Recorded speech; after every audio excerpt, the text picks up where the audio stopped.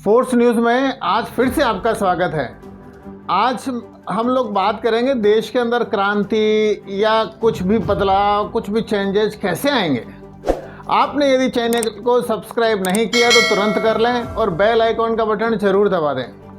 साथियों, फ्रांस के अंदर जब क्रांति हुई थी तो वहाँ पर राजा ने अपने सामने बहुत बड़ी सभा की, बहुत बड़े मैदान में, और यह बोला कि जो लोग राजा के यानी मेरे पक्ष में हैं वो राइट में बैठ जाएं सीधे हाथ पे, और जो लोग राजा के पक्ष में नहीं हैं, मतलब परिवर्तन चाहते हैं व्यवस्था में, तो वो लेफ्ट में बैठ जाएं। तब से ही ये सारी की सारी परंपरा चलती हुई आ रही है। चाहे रूस की क्रांति देखें, चाहे फ्रांस की क्रांति देखें, चाहे और किसी देश बड़ा या अमेरिका की, वहाँ यही था। क्रांति का मतलब है सिस्टम में बदलाव, और सिस्टम में बदलाव कौन करता है? जो असंतुष्ट होता है, जिसको रेवड़ियाँ नहीं मिल रही होती है, और जिसको रेवड़ियाँ नहीं मिलेगी तो वो चेंजेस चाहेगा। अब जब हम बात अपने भारत की करते हैं, हिंदुस्तान की करते हैं, तो यहाँ क्रांति की संभावना क्यों नहीं बन रही या क्यों नहीं है, उसके लिए आपको एक छोटा सा उदाहरण देता हूँ। एक तो चैन है ठेले वाले से लेके किराना स्टोर, मैन्युफैक्चरर, उद्योगपति, ये चैन व्यापारी वर्ग की है। दूसरी चैन कर्मचारी वर्ग की, मतलब नगर निगम के अंदर झाड़ू लगाने वाले, या फिर उसका इंस्पेक्टर, फिर उसके बाद में नेता, पार्षद, एमएलए, सांसद। अब ये चैन में से कौन परेशान है जो परिवर्तन चाहता है? अभी हाल ही की घटना है, और उसके अंदर क्या हुआ कि म्यूनिसिपल कमीशन यानी नगर निगम की गाड़ी आई थड़ी ठेले हटाने के लिए, और बड़ी धड़ता 5-7 गाड़ियाँ, पुलिस वुलिस, लावाजमा, सब कुछ। और जितने भी थड़ी ठेले वाले थे वो सीधे अपने ठेले लेके गलियों में घुस गए, आगे 500 मीटर, आधा किलोमीटर अंदर घुस गए।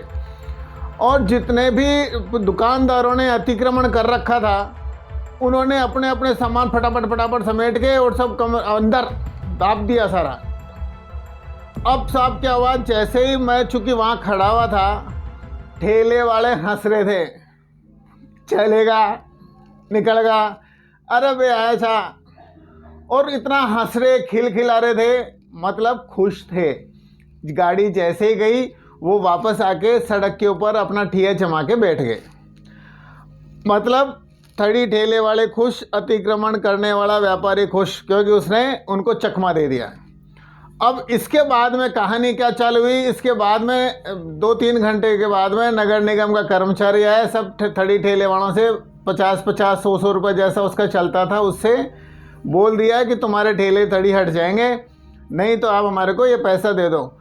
ठेले वाला और भी खुश कि चलो अब तो परमानेंट हो गया, क्योंकि उसी जगह पे यदि दुकान खरीदी जाए बाज़ार में तो कम से कम भी 1.5 से 2 करोड़ रुपए की आती है। लेकिन एक आप ठेले के ऊपर इतना सामान लगा के और 5-10 हज़ार रुपये का सामान बेच के खूब कमा लेते हो, तो आप पैसे दे के खुश। अब नगर निगम के कर्मचारी इतने सारे जगहों से ये पैसा कलेक्शन।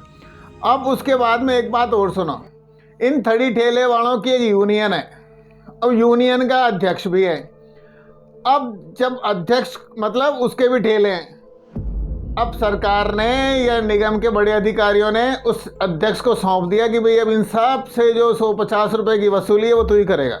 अब अध्यक्ष महोदय ने सारी उगाइयाँ चालू कर दी और ले जाके अधिकारी वर्ग को देने लग गए। अध्यक्ष की पावली भी चल रही थी, वो जिसका चाहता ठेला लगने देता, जिसका नहीं चाहता ठेला नहीं लगने देता। अब अध्यक्ष महोदय ने जब कलेक्शन दे दिया, उसके जैसे राजनीतिक रसूखात बन गए, अपने ही खुद के एक ही जगह 4 ठेले लगवा लिए। तो ठेले वाला खुश, अध्यक्ष महोदय खुश, नगर निगम के कर्मचारी भी खुश, क्योंकि उनको हफ्ते मिलने चालू हो गए, अधिकारी भी खुश। अब उसमें से जो बंदरबांट हो रही है, पार्षद महोदय के पास में वैसे भी सारे ठेके आ रहे हैं, और ठेकों में से कमीशन 2%, 5%, 10% वो भी आ रहा है। फिर ये सारे पार्षदों ने मिलके एक एमएलए के दाएं बाएं हाथ बन के एमएलए को जिताया, तो एमएलए भी खुश। ट्रांसफर पोस्टिंग के अंदर भी सब कुछ आता है, टेंडरों में भी आता है, विधायक निधि में भी आती है, सांसद निधि में भी आती है। अब जहाँ विधायक खुश है, सांसद खुश है, तो मुख्यमंत्री अपनी जगह खुश है, क्योंकि बहुत बड़े बड़े घोटालेबाज हैं। जैसे अपने यहाँ राजस्थान में मिराज ग्रुप वाले महोदय हैं, मदन जी पालीवाल, करोड़ों रुपए का जो मामला चलता है। तो जहाँ एक छोटे से थड़ी ठेले वाला, फिर अध्यक्ष, फिर निगम कर्मचारी, फिर आरएएस और आईएएस और पार्षद, विधायक, सांसद जब ये खुश हैं तो क्रांति कौन करेगा? ये एक चैन।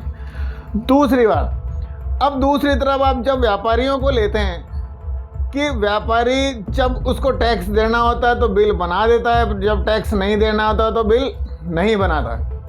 अब कई लोग बोलते हैं टैक्स बिल नहीं बनाएगा तो छापा पड़ेगा, तो छापा पड़ेगा तो छापा डालने वाले भी तो पैसे लेके जाएंगे।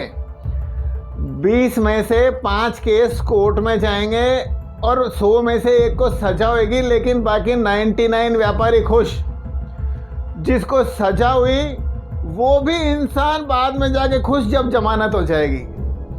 तो मतलब कालाबाजारी करने वाला भी खुश है, ईमानदारी से बिल काट के सोने वाला भी खुश है, 100 रुपए की चिंदी चोरी करने वाला ऑटो रिक्शा वाला भी खुश, और हजारों करोड़ रुपए का घपला घोटाला करने वाले ये बड़े उद्योगपति भी खुश हैं। तो जब थड़ी ठेले वाला, व्यापारी, मैन्युफैक्चरर, तेल की कंपनी का मालिक, मिलावटी ये लोग और आगे उद्योगपति ये जब खुश हैं तो क्रांति कौन करेगा? मतलब अब आप उसके अंदर ही आ जाओ, खाने पीने की चीज़ों में मिलावट करने वाले बहुत अच्छा कमाते हैं। मतलब मिर्ची के अंदर क्या मिलाएंगे, धनिया में क्या मिलाएंगे, दाल में पॉलिश करेंगे, या प्लास्टिक के चावल बनाएंगे, या आटे के अंदर कुछ और चीज़ मिला देंगे, घी, नकली देशी घी बना देंगे। तो ये सब लोग खुश इसलिए कि खूब कमा रहे हैं। अब जनता को सस्ता मिल रहा है तो जनता वो सस्ता खरीद के खुश। ये मिलावटी है, मिलावट करके खुश हैं क्योंकि अच्छा कमाई हो रही है। फिर इनके ऊपर छापा डालने वाले फूड इंस्पेक्टर और सीएमएचओ, उनकी बंदी बंधती है, उनको पता है धंधा बंद नहीं हो रहा। उन्होंने अपनी अपनी बंदी दुकानदार के हिसाब से, उद्योगपति के हिसाब से बना ली कि भाई ये घी वाला है तो ये हमारे को 5-4 महीना देगा, हम ये 5 लोग बांट लेंगे। कोई बड़ा घी वाला है तो उससे ये 50,000 महीना भी ले सकते हैं। और इसी से काम नहीं चलने वाला, क्योंकि आगे सीएमएचओ और फिर मिनिस्ट्री सबको देना है। लेकिन जो नकली देशी घी बनाता है, मतलब 100 रुपये का सामान जब 600 रुपये किलो बेचता है तो 500 रुपये का नेट प्रॉफिट है। लेकिन इसमें उपभोक्ता खुश है क्योंकि उसको 600 की जगह 350 का, 400 का मिल गया। और फिर जो उत्पादक है वो आराम से 250, 300, 400 रुपये कमा रहा है। मतलब 1000 किलो भी रोज़ का अगर उसने बेचा अपना घी तो 1000 किलो इंटू 300, आप समझ सकते हैं रोज़ की कमाई कितनी, कितना बांटेगा। सरकारी अधिकारी की बस इतनी दिमाग है। ये तो अभी जो एसओजी की दिव्या जी थी, उन्होंने 2 करोड़ रुपए मांग लिए दवा विक्रेता से। 2 करोड़ की रिश्वत इतनी आसानी से नहीं मिलती, लेकिन अब चलन हो गया क्योंकि अब लोगों के पास में टर्नओवर ज़्यादा है, कमाई भी ज़्यादा है। तो 2 करोड़ मांगेंगे तो 50 लाख तो देने के लिए तैयार हो ही जाएंगे। पहले भी उनके सामने दस्तावेजों में सामने आया कि भाई 3 दवा कंपनी वाले पहले भी आए और गए, उनके ऊपर कोई आरोप नहीं है। मतलब वो ले दे के सब सेट हो गए, लेकिन बोलने के लिए कोई तैयार नहीं है। अब क्रांति कैसे होएगी जब उपभोक्ता नकली खा के खुश है क्योंकि सस्ता मिल रहा है, उत्पादक ज़्यादा कमा के खुश है, उस पर कंट्रोल करने वाले एफएसएसआई, फूड इंस्पेक्टर, सीएमएचओ रिश्वत लेके खुश हैं, और फिर इनकी ट्रांसफ़र पोस्टिंग करने वाले लोग भी खुश हैं। कहाँ से क्रांति आएगी? ये सिर्फ मेरे को ऐसा लग रहा है मिथ्या है। जो लोग बोलते हैं ना दुखी हैं, परेशान है, भ्रष्टाचार है, आरोप है, तो वो जिसके ऊपर पुलिस के 2 डंडे पड़ते हैं उसी समय दुखी होता है। लेकिन वो डंडे खा के जब घर चला जाता है और दवा ले लेता है, वो सही हो जाता है, तो ये क्या बोलता है, 2 डंडा में छूटा, धन्यवाद भगवान।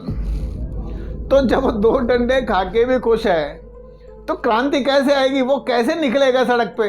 कि जैसे गांधी जी को ट्रेन से धक्का दे दिया और वो धक्का दे के नीचे गिर के खुश हो जाते, तो क्रांति कैसे होती, देश आज़ाद कैसे होता? गांधी जी ने बोला नहीं, मेरे को इंडियन और कुत्तों को ट्रेन से बाहर भगाने की तुम बात करते हो, मैं तुम्हारे को इस देश से निकालूंगा। इस तरह की किंवदंती है, बातचीत है। तो फिर उन्होंने बीड़ा उठा लिया। अब यहाँ तो देखो, थड़ी ठेले वाले के उठ जाए ठेला वो भी खुश है, रिश्वत देने वाला वो भी खुश है, नकली सामान खाने वाली जनता भी खुश है, 2 डंडे पुलिस के खाने वाला भी खुश है। तो फिर क्रांति की उम्मीद नहीं करनी चाहिए। आप हम सभी बीजेपी, कांग्रेस और समाजवादी, कम्युनिस्ट, आम आदमी पार्टी में खूब बटे रहेंगे। आज ये हम सत्ता सुख भोग रहे हैं, कल वो सत्ता सुख भोगेंगे, फिर तीसरा भोगेंगे।